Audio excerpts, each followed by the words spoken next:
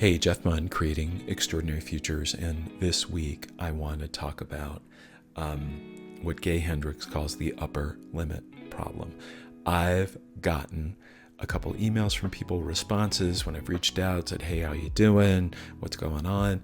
And they'll come back with something like, "Man, I'm living the dream. I have it all." And it's interesting to probe that. It's interesting to look at that, because most of the time, if I do actually get a chance to talk with someone like that, it's not that they feel they have it all. It's that they feel guilty for wanting more. So they actually limit themselves. There is a level of success that feels uncomfortable. So even though I believe as human beings we are here to create, we feel the most joy in creating, not in actually reaching our goals, but in striving toward them. That's why we never really feel satisfied for more than 5 minutes, 10 minutes, maybe a week when we hit a goal and we think about, well, what's the next goal? It's because getting the goal, playing the game of getting the goal, is what's fun, is what gives us purpose, is what gives us meaning. So when you say, "I've got it all and I'm happy," what does that actually mean for you?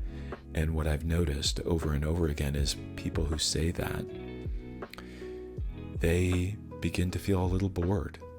They begin to feel a little stale. They begin to wonder what they did wrong. They feel guilty because they do, in their minds, feel like they have it all. And they won't let themselves do what I believe we are made to do, which is to notice what we want and then to go create it. And so if that sense of I've got it all and yet somehow I don't feel happy. So one of the ways that letdown shows up is when a founder creates a company, grows a company, gets acquired, does a public offering. And so they've had this goal for such a long time, and oftentimes they've been willing to sacrifice a lot for that goal, and then they get it, and they get a big check along with it, and they think they ought to feel better than they do, and instead they feel a sense of letdown. They feel a sense of, oh, I thought that would solve everything, and it really just was another goal on a path of limitless goals. And so what do I do next? And if I got $50 million from my exit and that didn't make me happy, what's wrong with me?